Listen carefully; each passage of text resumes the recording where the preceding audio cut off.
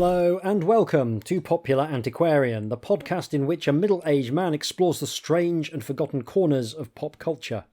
That middle-aged man is me, Hieronymus J. Doom, and this is another episode in our long-running battle with the films of the Asylum, the mockbuster-focused low-budget film studio often considered the worst production company in the world.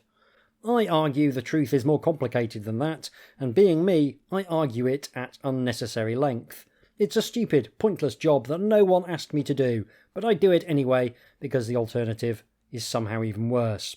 Don't forget, you can help support the various bits of nonsense I put out into the world for free by going to patreon.com/HJDoom and pledging as little as a single English pound. All support is gratefully appreciated and goes towards exploring the topics other podcasters with self-respect, won't go near. Let's take a look at today's film.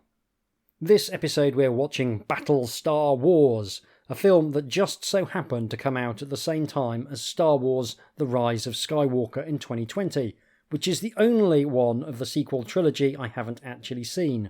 I didn't want to see it when the cinemas were full because I can't deal with crowds, and by the time they tailed off, people I knew had seen it, and I just decided not to bother based on their reports and the general vibe of the reviews, not to mention my already ambivalent feelings about the preceding two films. It marked the point where I decided I was done with Star Wars. I was a huge Star Wars kid at one point, but honestly, the fact that the sequels weren't based on Timothy Zahn's trilogy of novels was always going to leave me feeling a bit sour. I haven't watched any of the TV shows, but I will admit to quite enjoying Rogue One because it's exactly the sort of doomed heroism that hits me right in the heartstrings. Overall though, I've consigned Star Wars to the box of things that I loved as a teenager that hold very little interest for me in the 2020s. Am I being deliberately contrarian by refusing to engage with modern Star Wars? Yes, but not just that, I'm being a Luddite as well. No shade to those who enjoy modern Star Wars, of course. I'm not angry about it. It's just not for me anymore, and that's fine. And we should all learn to embrace the words, it's not for me anymore, and that's fine. Honestly, after the prequel trilogy, it's not like my expectations were particularly high, so I didn't feel especially disappointed. I think part of the problem is that space opera seems to be hard, and the original Star Wars movies appear to have been lightning in a bottle, a series that captured the imagination and the heart in equal measure and drew on the conventions of many genres to create science fiction that felt truly otherworldly, but also incredibly easy to grasp. I was trying to think of any really good space opera movies, and it was quite a struggle. There's Serenity, but that's essentially a feature-length TV episode. I know some people rate The Fifth Element, but it's not really a mass-market movie at this point. I think some of the excitement about the recent Dune adaptation is that it's the first space opera to really feel special in a very long time. I still quite enjoy the David Lynch stab at Dune, but it's clearly an abbreviated attempt on the story, and it's only the recent duology that's truly landed and captured that elusive mass appeal. The Guardians of the Galaxy films are pretty good, but they're tainted by association with the Marvel Cinematic Universe for me. But looking back to the 90s and the 80s, there's very little. Flash Gordon, a camp classic for sure, but scarcely a Star Wars competitor. Yeah, there's just not much out there, and do not even start talking to me about Avatar.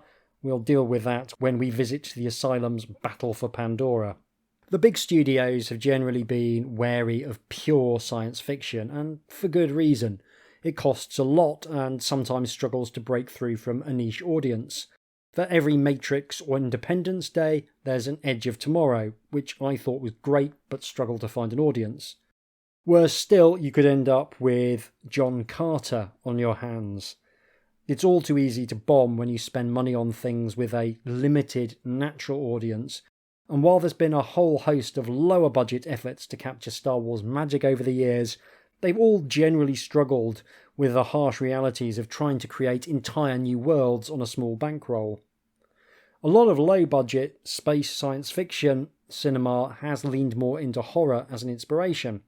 There's a lot of really fun riffs on the formula of Alien out there. There's just not that many fun riffs on Star Wars out there. All of this is to say that Battlestar Wars has quite a hill to climb. They're ripping off something where not even Disney money can manage to guarantee quality, even when they have access to one of the most recognisable and beloved IPs on the planet. They're doing that in a genre where low budgets often really hurt a production design, and then doing it with the lowest budget imaginable. Almost no one gets this stuff right. What are the Asylum's chances of bucking that trend? I would say slim to none. This is a film, by the way, that doesn't even have its own Wikipedia page, which is always a really good sign. The IMDb page has very little information, but the trivia section does let you know that it's a rip-off of Star Wars and that it's not the 1980s Turkish film that was also known as Battle Star Wars in some territories. Helpful stuff. The auguries are not encouraging. Still, I've accepted this task, and so I sat down and watched Battle Star Wars, and I have some thoughts to share. Let's start with the plot summary. I have to say, I really struggled with writing the plot summary of this film. It's longer than I would like, but I also left quite a lot out. I think to truly grasp the experience of watching this movie, you need to know just how relentlessly it shifts and slides beneath any attempt to follow it. This is one of those movies where I felt like I was 2 beers down the entire time I was watching it, even though I was watching it stone cold sober, because I'm a professional. We open with a text summary that tells us the state of play. So far, so Star Wars. There's an evil coalition that runs most of the galaxy, but there's a planet called Haven that only a few people know how to get to. We're then introduced to one of those people, who is a curly-haired Han Solo knockoff called Corbin Raystar, which demonstrates that the writer does at least have a decent ear for a terrible George Lucas name. He's flying a ship of refugees to the secret planet of Haven, but he's interrupted by a man in a plastic breastplate called Denz. Denz is a paladin. He's armed with 2 things: genuinely over-the-top Space Knight technology and a South African accent. As a paladin, even though the coalition is evil now, he's still got to do their dirty work because he swore an oath and there's a chain of command. He and Corbin disagree about how to resolve their differences, and then Denz resolves them by blowing up the engines of the refugee ship, which crashes into the secret planet. Then we get some credits, which are quite nice by the standards of the Asylum, and the timeline fast forwards to 2 years later. Corbin hasn't given up on Haven, and he's making a deal with an extremely hot space pirate called Ajax, who wears black leather and has a very fancy undercut. She's got a sidekick called Novak, who is genuinely very large and fairly hot if you like men with intimidating beards who think that chains are an adequate substitute for a vest. He bellows every line like he's the ultimate warrior doing a promo, which I unironically love. Corbin wants Ajax to run supplies for Haven, but she's not sure because she blames Corbin for having to take up a life of sexy crime with her sexy bellowing sidekick. We then cut to a different ship on which a young woman is fixing her robot. Her robot looks like a sexy young woman with her hair severely tied back. The actual young woman is Astera, the daughter of the main bad guy, and her robot is called Helper, and is definitely a high-end sex toy of some sort, judging by the oddly flirty way she goes about being a robot. It's at this point that it becomes clear that all of the spaceships we've seen so far are the same exact set with different lighting. This will become confusing at points. Meanwhile, Corbin is explaining to the sexy pirate Ajax exactly how you go about finding the secret planet Haven, which can hide itself from scanners. He also explains that they have a special magic rock they call mana, which they can use for almost anything. She listens politely, and then betrays him instantly, and calls the main bad guy who's called Lord Malister. He looks a bit like Robert Downey Jr. if Robert Downey Jr. hadn't got off the drugs. Like sexy pirate Ajax, he's got a buff sidekick with a beard called Zealous. You can tell the bearded sidekicks apart because Zealous wears evil eyeshadow, knows how to wear a vest, and delivers all of his lines in a hoarse croak instead of a declamatory bellow. Lord Malister seems to run at least part of the coalition, and he's been after the planet of Haven for years. Now that sexy pirate Ajax has betrayed Corbin, Malister knows where the planet is, and he immediately sets up a planetary blockade. All seems lost. Fortunately, all is not lost, because Astera and her sexbot Helper have a plan to betray her dad. When Zealous arrives to take them to the bridge, Helper projects a hologram of Astera instead, and they make a break for the exit. They jet over to the pirate ship, and Astera convinces Ajax to hand over Corbrin by having Helper pretend to be her father on the other end of a communicator. Helper is very good at doing voices, it turns out. Actually, she's very good at everything. She's like a Swiss army knife that's spent a lot of time in the gym. Having rescued Corbrin, Astera expects him to lead the rebel fleet against the villainous coalition. There's only one problem: the rebels don't have a fleet. All seems to be lost again. But fortunately not, because Corbrin remembers that the Paladin is still around in his spaceship in hypersleep. They can go and wake him up and try to persuade him that the coalition are the bad guys now. This is a fairly desperate plan, because all the evidence is that the Paladin is extremely dim. Still, we're up to 4 ships now being represented by the same 3 sets, so that's nice and not at all confusing. Another problem is that Ajax has rumbled that Astera wasn't on the level. Corbrin, Astera and Helper dash to his ship, and Corbrin has the genius idea of jumping to light speed while still in the hangar of Ajax's cruiser, which is a genuinely cool idea as desperate ideas go, and they manage to escape the vessel. It turns out that as well as projecting holograms and faking voices, Helper has the ability to teleport. This will be incredibly handy, as it will save the production from doing any complicated docking sequences. They wake up the Paladin, who is cross and stupid, much like me in the morning, so fair enough. They try to get him on side since he could be a difference maker, but he's stubborn and very stupid. Then some Coalition fighters attack, and he demonstrates exactly why he's such a difference maker by flying out of the ship and through the Coalition fighters like some kind of guided missile. He blows up all of the ships, and yes, he's very powerful, which is good because his signature 2-bladed sword thing and his outfit come across like a cosplayer who gave up on life a third of the way through building their Halo outfit. Still, he's grudgingly on the side of the idea that they should prevent a massacre. Meanwhile, Mallister has got bored and orders an attack on the planet. It's not quite clear what this attack actually involves, but it has definitely started because he said so, even though it's not been represented on screen. He sends his bearded man Zealous to capture Corbrin and Astera, and also to kill the Paladin. Zealous would be delighted to kill the Paladin. He's killed a lot of Paladins apparently, and he quite liked it. They attack Corbrin's ship, and this upsets Astera a lot, because she can't believe that her father would attack her just because she betrayed him. They pack Corbrin off in an escape pod down to the planet because he's too precious to fall into enemy hands for reasons that have absolutely not been adequately explained. The ship is damaged, but it turns out Helper can repair it instantly. This awesome feat of technology is represented by turning some lights back on. Meanwhile, Corbrin is now down on the planet, which means we get our first external shot, and it's some sand dunes, which I think is the Californian equivalent of shooting in a disused quarry. Corbrin shoots a couple of space pirates who are also looking for him.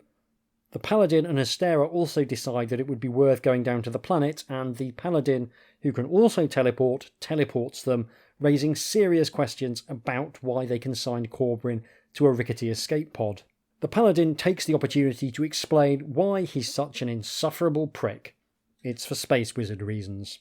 Astera bravely goes to warn the rebel base of the incoming attack. The rebel base is staffed entirely by people on their way back from a Nirvana concert, but they do reluctantly make a break for it as the Coalition attack finally starts. Corbrin sees the rebel ships taking off and is sad, because apparently he wanted to go back to space even though he's only just got down here. While he's distracted being sad, sexy pirate Ajax's pro wrestler sidekick captures him. Then it's time for a face-off between Zealous and the Paladin. This has been building. Zealous apparently has a bunch of Paladin tech he took from the Paladins he killed, so they should be evenly matched. Despite both in theory being powerful enough to destroy spaceships single-handed, they ultimately opt for awkward fisticuffs. Zealous is still hoarsely croaking every line, and it's particularly bad in this scene as he rasps his motivation and runs down his boss as being too weak to make the hard decisions, like headbutting a man holding a plastic sword. Zealous is getting the upper hand, but fortunately Helper intervenes to teleport him out. He really is extremely helpful. Ajax has Corbin in her grasp again and has tied a bomb to him which she will set off if anyone does anything she doesn't like. Astera and the Paladin go for a meeting with her to try and negotiate a settlement. In theory, Ajax has the upper hand because she's got a bomb. On the other hand, Astera has a super wizard and a magic robot with the power of a god on her side, and these will turn out to be more effective than a fairly small bomb. Astera and Ajax do get a nice chance to monologue their motivations at each other though, which are revenge and also revenge. Perhaps they have more in common than they thought. Ajax considers her options and decides to stick to her deal with Mallister and sends her bearded sidekick Novak to deal with the Paladin while she takes Astera and Corbrin to Mallister in a shuttle. Novak bellows his motivation at the Paladin and then gets his arse handed to him in about 2 seconds. Meanwhile, Helper deals with the bomb thanks to being able to teleport and do literally anything with technology. Astera knocks Ajax unconscious and they nick the shuttle. The Paladin teleports to his ship and then uses it to ram the pirate ship and basically destroys it. It's not clear what exactly is going on at this point because although they've got some vaguely decent ship models, they aren't prepared to let you look at them for more than a second in case you notice that this really doesn't look as good as a proper film.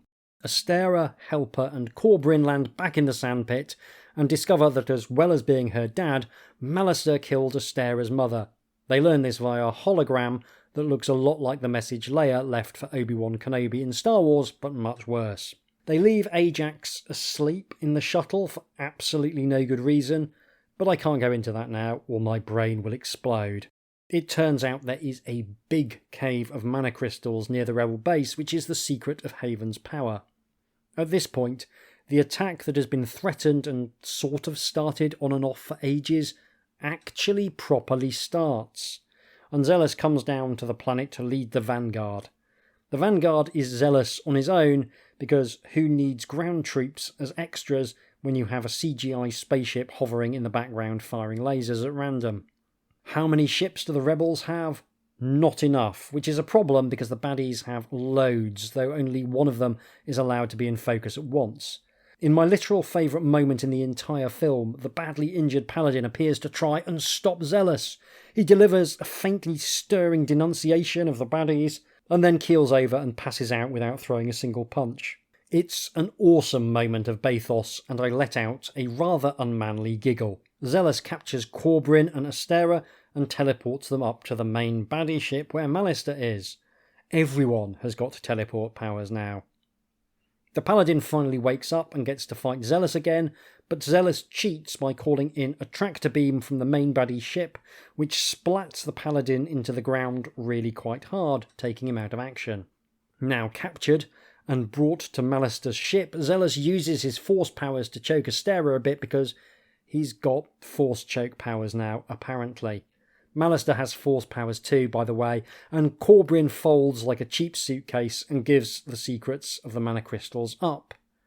The tractor beam yanks the crystal cave out of the planet like a bad tooth, and things begin to look bad again. The Paladin manages to get away from the tractor beam and zooms into the main baddie ship, but he's too weak to do anything yet again, and Mallister has him sent back to his ship to be put back into hypersleep. Fortunately, Ajax wakes up and decides that she's going to be a good guy now and pulls the Paladin out of hypersleep. He's almost out of power, but by a strange coincidence, she has a whole bunch of power just lying about the place. She's very chill, considering he destroyed her ship by ramming his ship through it. The Paladin takes on Zealous for what feels like the 50th time and still gets beaten.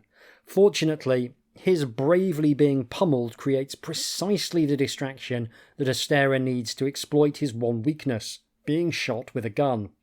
He gets blasted out of the ship, which makes no sense, but honestly, nothing makes sense at this point, and there's also a very low energy space battle going on with Corbrin flying about and yelling incomprehensible things about people having bogies on their 6 and that kind of thing. The Paladin gets back to his ship and drives it through the main baddie ship, which works as well as it did the last time, i.e. extremely well. The goodies have sort of won, but there's still the problem that the crystal cave is just hanging in space where the tractor beam left it. Helper the robot takes it upon herself to detonate the Paladin's ship right next to the flying cave, which will launch it back to exactly where it came from by the healing power of explosions. That is more or less a wrap, though we do get to see that even though Mallister is dead, Zealous survived and looks like he might quite like revenge, threatening a sequel that I believe so far hasn't happened. It's kind of exhausting even describing that film, and I've skated over several details and attempted to hit what I thought were the most important moments. This is a film that is absolutely devoted to stuff happening, provided that stuff can happen in one of 3 different sets or by some sand dunes, and that the stuff which is happening doesn't cost any actual money. The whole thing comes off like one of those find the ball magic tricks where stage magicians are constantly shuffling the balls from place to place. Everyone jumps about ceaselessly for the flimsiest of reasons, and the fact that half the cast can teleport and all other travel is conveyed by a 1.5 second shot of a spaceship in motion makes keeping track of things a real struggle. The problem is, once they get there, there's an incredibly limited range of options for things they can do at this price point. Hence there being a lot of negotiating and arguing in this film, to say nothing of people declaiming their motivations at each other. I don't actually mind them all explaining their motivations. In a weird way, the characterizations are one of the better things about this film. Zealous the Space Wizard has a clear contempt for his own employer that gets stronger and stronger over the course of the runtime. Ajax wants what's best for herself and her crew, and is still seething at being classified as a pirate, and that's cool.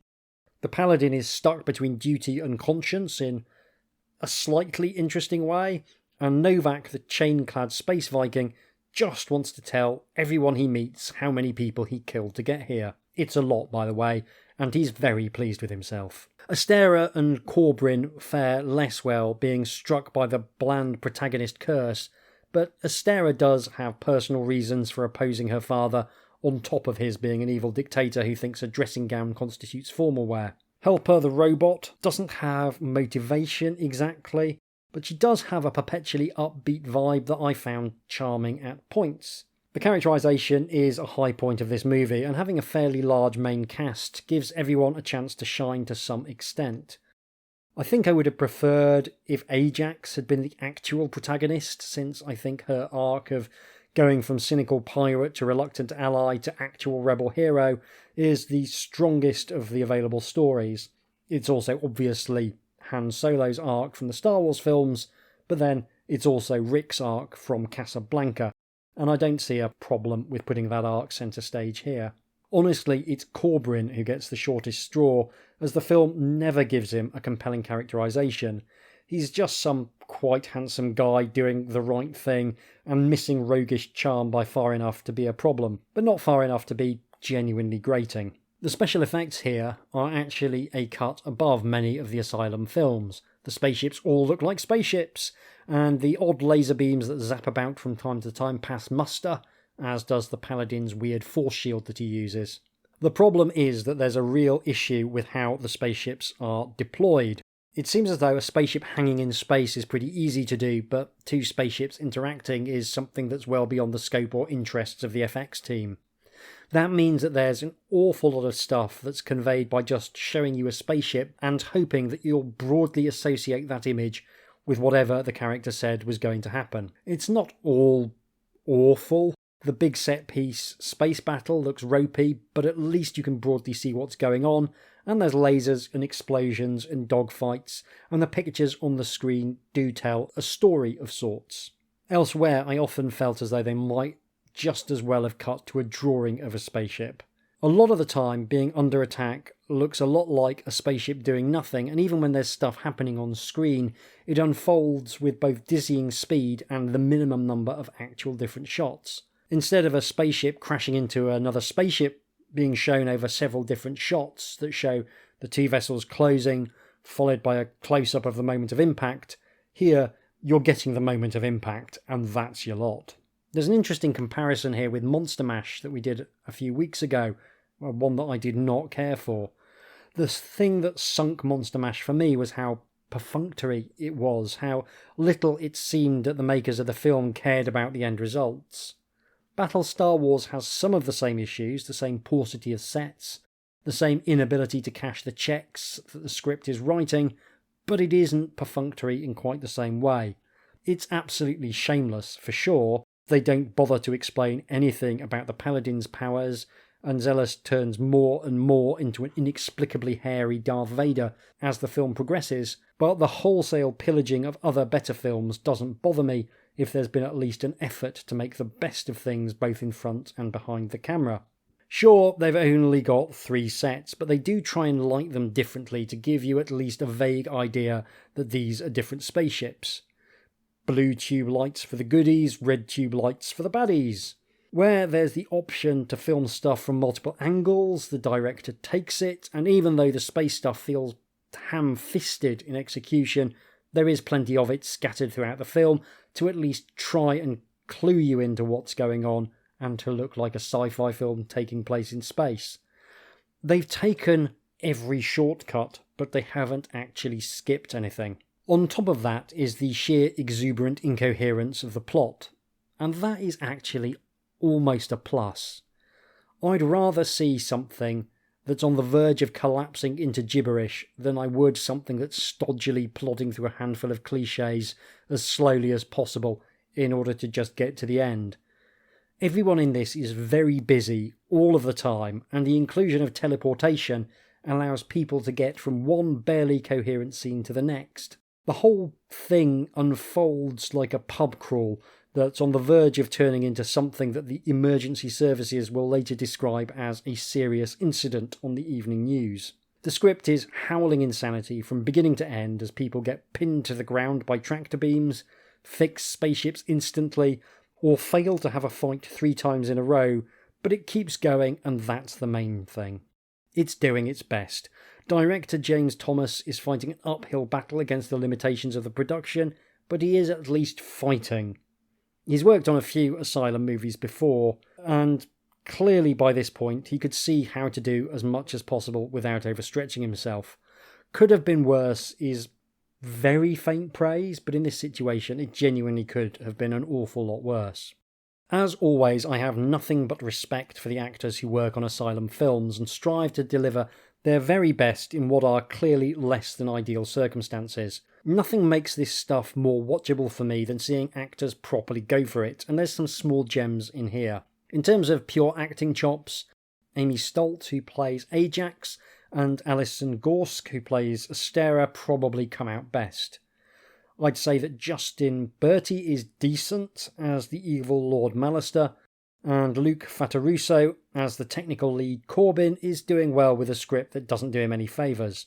As is often the case, my favourite performances are some of the more eccentric supporting roles. Benedict Sebastian as the Paladin Den seems thoroughly confused by everything and winds up oddly relatable off the back of it. Alyssa Filarama, in an early screen role, plays Helper the Robot with an engaging mix of Data from Star Trek and Janet from The Good Place, which lends the character a degree of pathos in her final scenes. However, my favourites are Russ Forte as Novak, the space barbarian, whose delivery is utterly committed to shouting, which ends up coming off a bit like Drax from Guardians of the Galaxy, but mostly like he's about to challenge Hulk Hogan to a cage match for the WWF Championship in 1990. Canyon Prince as Zealous is also really good value. He's picked a stupid voice for his evil space wizard, and he's going to stick to it by God until the bitter end. This is absolutely the sharp end of screen acting, and no one is phoning it in at all, which always helps elevate even the worst material. In the end, Battlestar Wars feels like someone made a rough smoothie out of the components of Star Wars. You drink the smoothie, and it tastes of smoothie, but at the same time there's all these chunks of unmacerated kiwi and banana that you can clearly identify. Look, there's a force choke. That's basically Han shooting first. The robot is like if C-3PO was actually good for something. Yet at the same time, Battlestar Wars still has its own identity, and that identity is pleasantly insane, as everyone lurches violently from one scene to the next, without any real regard for whether or not you can follow it, like a rambling anecdote told by an affable pub drunk. My expectations for this one were absolutely rock bottom, but they were exceeded. One of the nice things about more modern riffs on low-budget space opera is that at least you get to see more than one woman on screen in the entire film. There's 3 entire women here. That's nice. Make no mistake, this is not a good film, but the standards for low-budget space opera are so abysmally low that anything that clears the barrier is an absolute win for me, and this cleared the barrier with ease. It didn't make me angry. That's the quote. They can put that on the back of the Blu-ray box. That's all for this episode. Don't forget I review old adventure game books in exhausting detail over on Fantastic Fights, and there's an awful lot of episodes by this point. Next time we're going to be watching Android Cop from 2014, a film ripping off the remake of RoboCop from the same year. Lord have mercy. You can contact me by emailing hjdoomretrofun, all one word, at gmail.com, or by following me on Blue Sky at hjdoom. If you're having a nice time with this gibberish, why not tell a friend or leave a happy review? It all helps. Thank you very much for listening. Take care, and I'll see you soon.